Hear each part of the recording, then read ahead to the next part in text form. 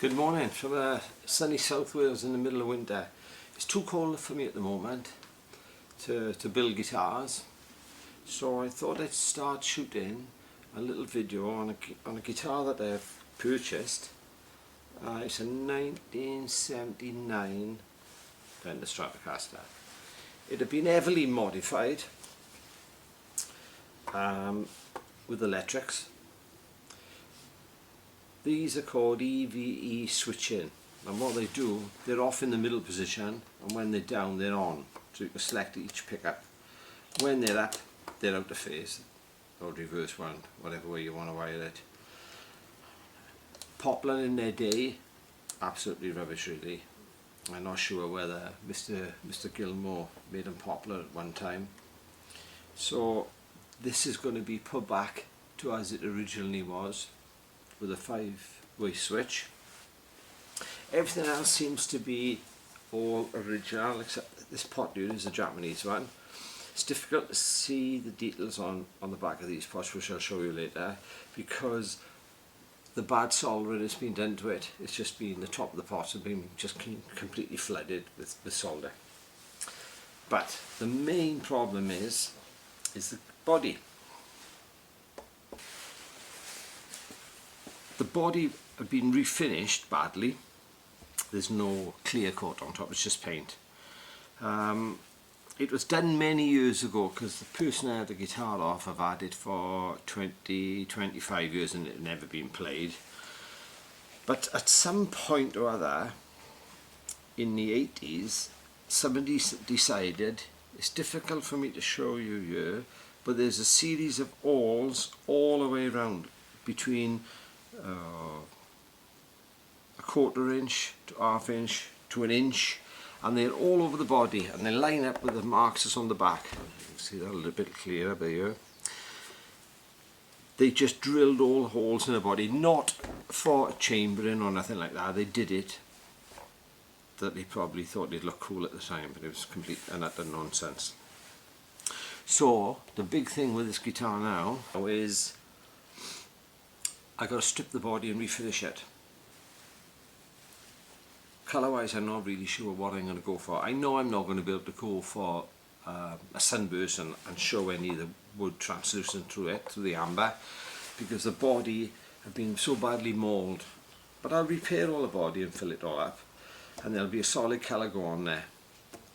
I don't know, surf green or pelham blue or something like that. I don't particularly dislike putting another red on it. I'm unlikely to do it a colour that was available in 79, because I don't particularly like them. So I'll probably go back older than that. The pickups are original. The scratch plate isn't, so I've got an old scratch plate from about 1990, and I've also got some old pots, knobs I should say, off an American Fender. They date back probably about the 90s, maybe late 80s, so they'll go on there, and a new switch. This bridge, according to what I've read on the internet, the block and the bridge are cast all in one. It's not, I don't think at the time it's particularly great quality, and I don't like these saddles. Originally I didn't think these saddles were Fender because they're not stamped up, but they are original.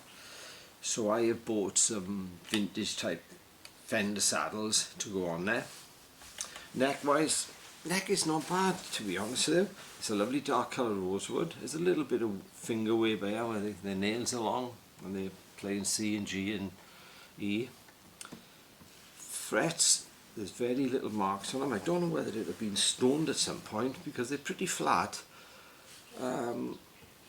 But so is a lot of guitars around that time. The Gibsons are the same. Fingerboard is really, really small on it. If you look at it, the dots are actually on the side of the neck. So it doesn't look like, and I don't think it's been refretted, but I've never seen anything like that. But I'm not really an expert on vintage guitars. I just work on what comes in, you know, not to do a complete refurb anyway. Logo wise, 70s logo, S9 1979. It's a cigarette burned by her, which somebody had burned through the S of Stratocaster and a bit of the T. And what somebody had done many years ago, they haven't done a bad job of it actually, they've penned it back in. And looks at it, I'll just leave it as it is. Bullet type truss rod, don't like that.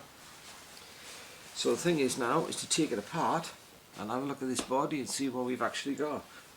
I'm sorry I haven't got my apprentice with me today, Oliver, but he's in school and it's a bit cold in the workshop this time of the year, to be honest, but he will be involved in it. I'll probably get him to do the fret work and I maybe get him to do some of the electronics. Right, see you in a bit.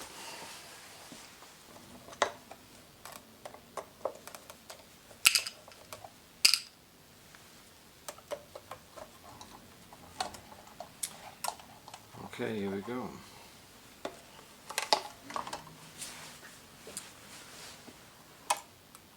Look at that beauty. So there's the EV switch. It's just a solid block. It looks like 4 individual toggle switches from the front end. As you can see, these are all, the soldering is absolutely shocking. Here's a Japanese one by here, 250k. All these are going to be renewed. If I can salvage these, I will, because they are working. There's no noise off them. This is crackling. Input jack is not working, so we've got to renew that. Well, the pickups have got plastic bases on them. Fender apparently used to mark them with a pencil. Only this one is marked with a pencil, but they are all Fenders. The parts number on the back, 016730, are on them all. These can either be black plastic or they could be like a grey fibre board. The number that's on the pickup, which I'll have to look into, and if whatever I find out I'll let you know, is 103881. Not really sure what that means actually, if I'm perfectly honest, but anyway, we'll learn about this guitar as we go along. But I do know, going by the serial number, the S9, they did use that number from 1979 to 1981 possibly. Why they went into the 80s from an S number, I don't know, but that's Fender for it, I suppose. Right, I'll strip it, see you in a bit.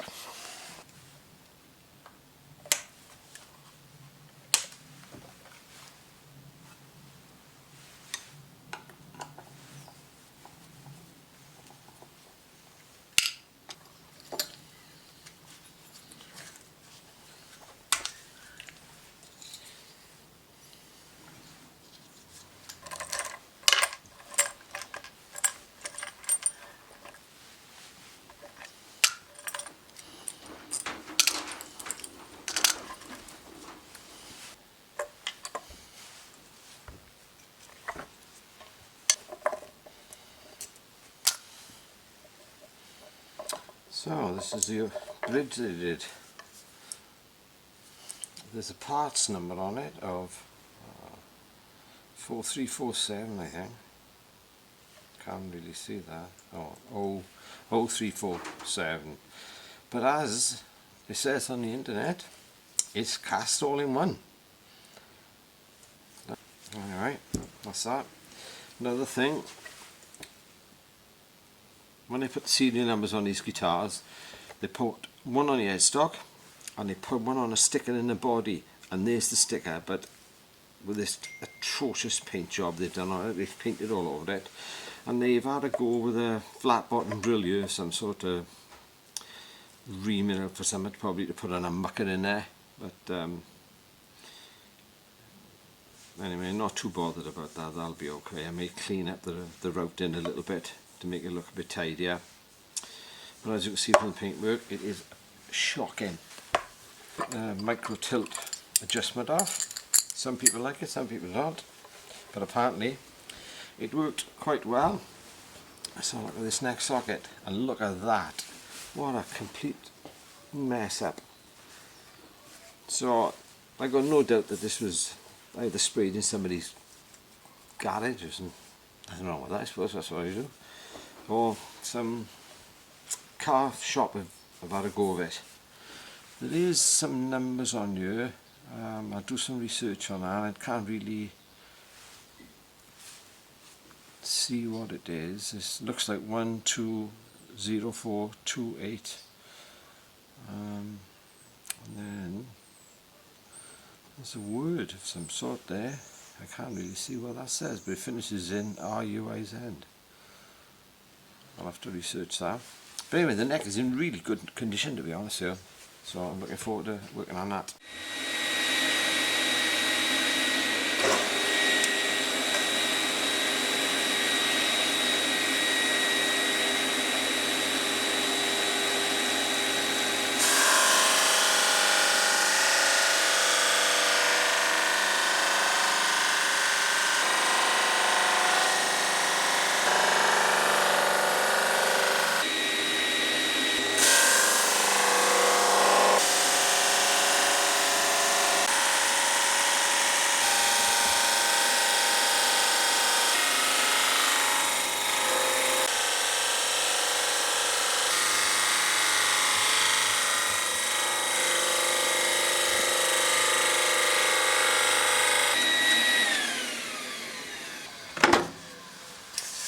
So as you can see, they've done what I thought they'd done. They drilled all holes in it for some cosmetic madness, and then dowel it to fill them back up when I got fed up with it. But they didn't even put the dowels in the right way, so there's all end grain showing. So it's going to make it difficult now to paint that to match it up. I'm going to have to probably use some sort of primer filler, something that is quite thick. You see how it turns out.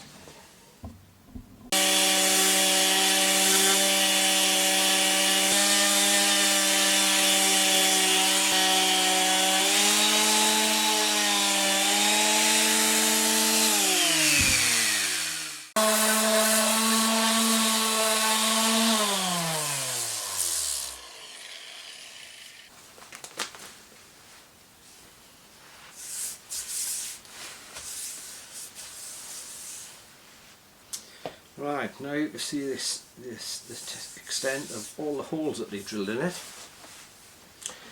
It's going to cause a problem spraying this. I've never done it before, but you've got all these end grain dowels, and the paint is bound to affect it, how it sticks to it, or how the finish is done to the ash. It's a one-piece ash body. So I'm going to have a little think about what I'm going to do with all these dowels. Now, I've got a couple of ideas.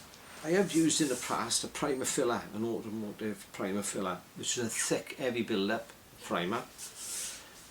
I think that'll do it. But I've been trying Dartford's water-based primer filler. That's really good. It'll take nitrocellulose, or it'll take 2K, or polyfinishes. I get that from Rothsco and Frost in Gloucestershire. That's really good, and I can brush that on. You can spray it, but very often I don't spray it. I sponge it on or brush it on, and where I got areas that I need it to be a little bit thicker, I'll just paint it on a bit thicker, I'll put a couple of coats on. It's really good stuff. I'm really pleased with it. So I may give that a go. Same with the back by here. The rest of the body is okay. The original finish was a natural. There's no other paint on it. The original sand and sealer coat was under the primer. So anyway, I'll see you in a bit.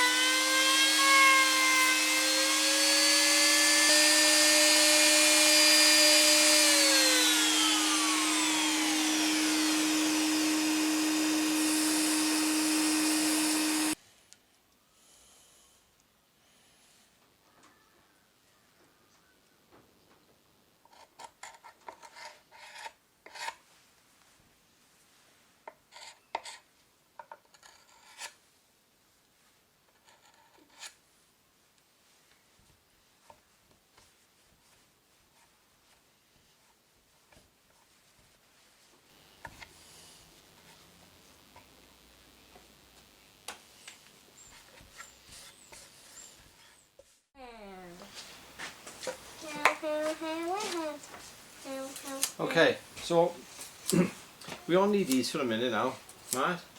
So, do you want to show you the viewers your new tools? Guitar tuner, new hammer, and pencil and a rubber. these new ones I got. Yeah, they're new. And Yeah, and you've got your own safety glasses. I got this. Right, And I got tape measure. Right, let's pull out of there. I want this one. Yeah, you can keep that out. So, what we're going to do, Because the door too. we need to put these gloves on, right? Can you get your finger in the holes now? Ah! No, only put one. That's it, you've got it. Right? Not that one. I know it feels a bit funny. Hold a minute. I just need to do that. I know. Why are they wet? They're not wet, they just feel cold. They do. Oh, there we go. Right. Okay? Yeah. Right. I get mine's on. Look, now it looks like. Alright. Yeah. You know next time. Yeah. Can you get me like smaller ones? Like small ones because there's a bit sticking up. Yeah. Smooth your fingers. They're not there, are they? No, I want like one is like that. Okay. Like the thumb ones like that. Alright, okay. Right. So this is the job. Now it looks like you got young fingers. You do look like a one. Right. So we're back to this 1979 Stratocaster. And I'm really concerned about filling this grain in. Yeah. So, we're going to try. And make it out of the make of the tar. So we're going to fill the grain and fill all these. After with this. This is called epoxy resin. What's this one? It's like an adhesive, but it's I think it's glue. yeah, it's like a glue, but we're going to use it for filling the grain. Now, Can I use one of them? you're going to use the both of them now in a minute. So, it's important if you're going to use epoxy resin as a grain filler. Yeah, because it's hot. Because you need to make sure it only goes in. Yeah, it goes in there. You only make sure it only goes in there, it doesn't take one day. That's right. Now, you've got to use the finishing resin, not the adhesive type resin. Most people, when they talk about this on YouTube, Yeah. they don't mention that it's a finishing resin. Yeah, we don't want it to be ruined. So, next thing, you mix it 50 to 50. Yeah. Alright? Now, And then make sure the same height. when you apply the adhesive, we are going to put it on with a little rubber spatula, a little plastic one. You can use a credit or old phone card, that's going back a bit. I'm going to use this sheeter one. You can use that little one. I'm going to put this one What you do not use is lollipop sticks or popsicle sticks or mixing sticks. And It'll ruin it. it'll ruin it, it will ruin it. And you don't use razor blades. Or That's you a don't- single source tool, it's for Or cutting. you don't use it's not for sticks. spreading. And don't use sticks, but we'll use that for mixing it. Yeah. So there's a couple of good tutorials on YouTube about it, but we're hoping that this is going to turn out the best one, isn't we? Yeah. Yeah, so, And I watch YouTube. yeah, we watch you too, and so stick with us. And These are hard. You thought you would. Ah! Ah! He's holding on to my thumb. Look, this bit of the thumb. He's holding on to this bit of the thumb. Don't touch your thumbs, sorry. Sorry, buddy.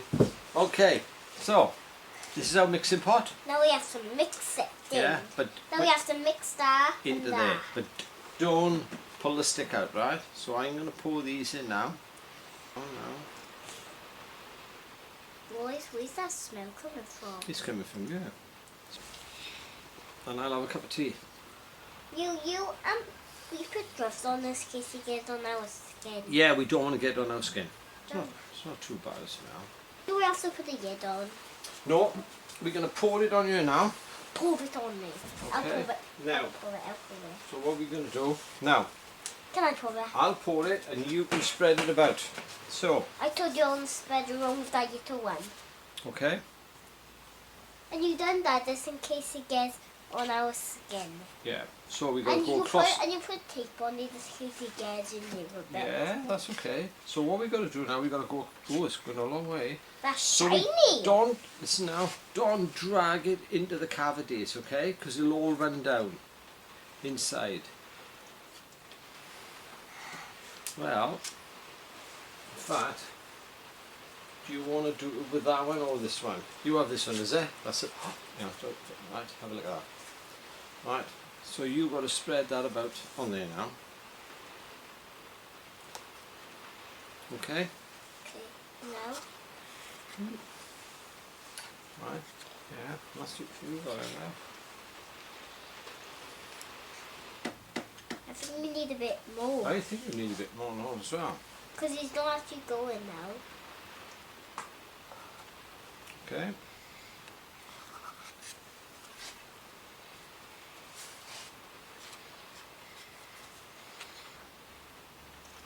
And you got a cloth just in case it tips on you, doesn't let you know. Yeah.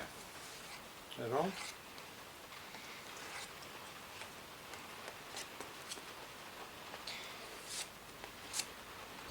Well.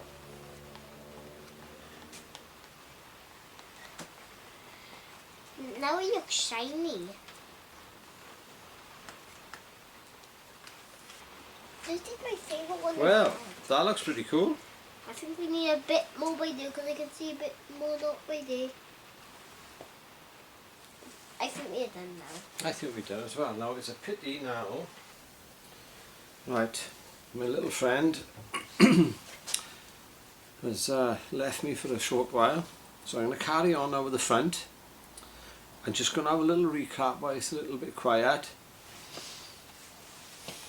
When you apply this epoxy resin as a filler, you've got to use the finishing epoxy resin. This is by Zaclo.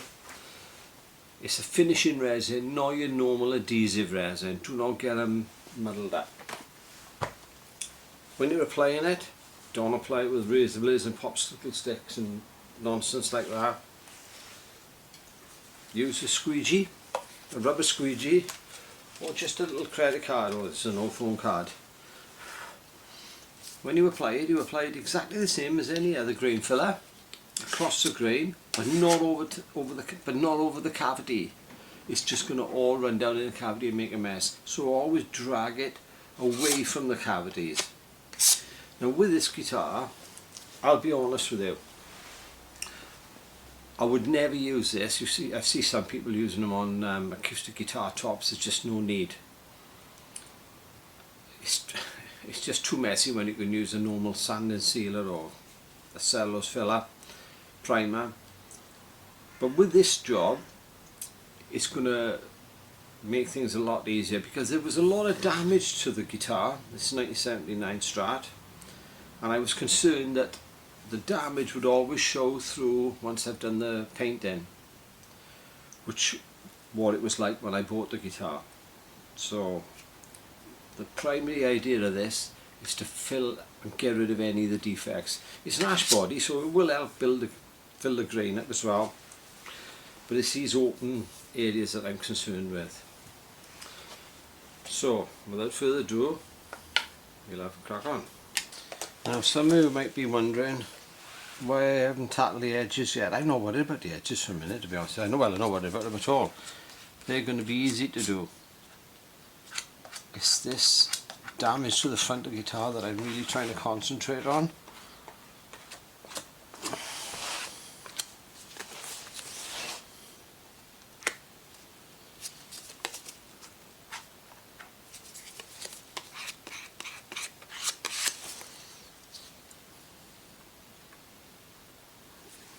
And on this part where there's no damage, I really need hardly anything on there. It'll fill the grain up lovely. So I hope you can see that there now. I still got a lot of that left. I've mixed hardly anything up. It goes off a long way. So this is the sort of products I would normally use. I use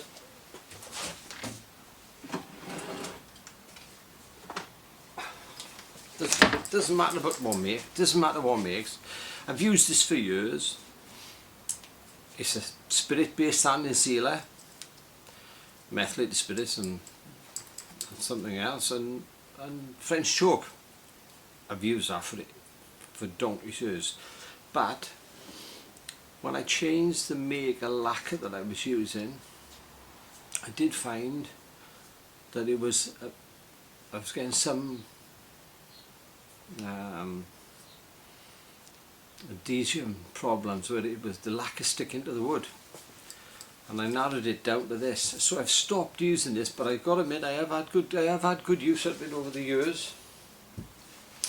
This one, it's just a normal standard carpenter's wood filler.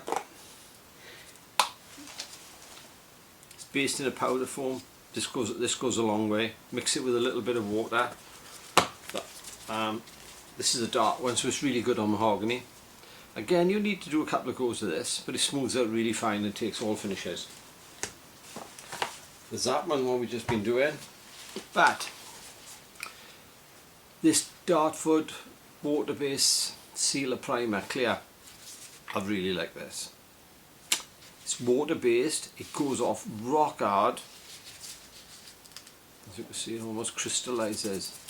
It will take all finishes, taking a night to sell as 2-pack, 1K poly acrylic. It takes, everything sticks to it. It is brilliant, and you can put this on quite thick. And this is what I wanted to use on this guitar, and I would have used it, but I was just so concerned about all these little holes that have been filled in from years ago.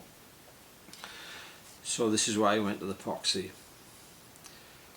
I'll give you my final opinion on it when it's all done, but I got a funny feeling that it's not really going to be for me. It'll be the rare occasion that I will use it. It's too messy for my liking, and too long a drying times. With this,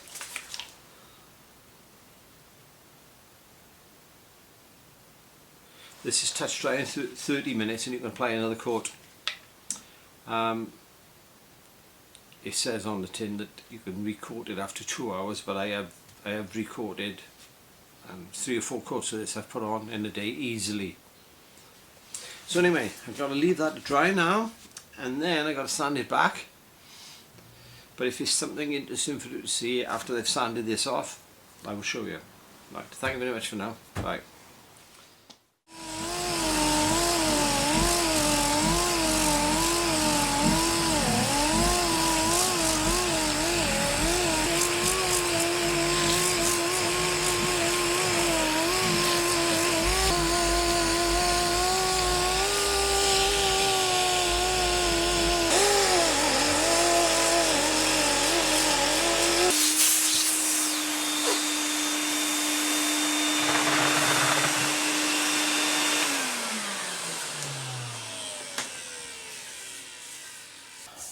Well, I wasn't a lover of that resin filling, to be honest, because it's just so messy, but it have certainly filled the grain in of this ash, and it filled all the marks that I was concerned about this on the wood. There's a couple of little low places that I can see the shine in. I decided, it took a little bit of while to do. I decided to do with this pneumatic sander, which I also use as a polisher, made by Axminster. I got a smaller one with a smaller head here. They're very cheap. I think I paid about £25 for that one. This one was a little bit cheaper off eBay. But they are convenient and they're great for sanding, because like with a conventional orbital sander, it don't have to make a mess. The speed of the machine kicks up a lot of stuff, and I hate that around the workshop.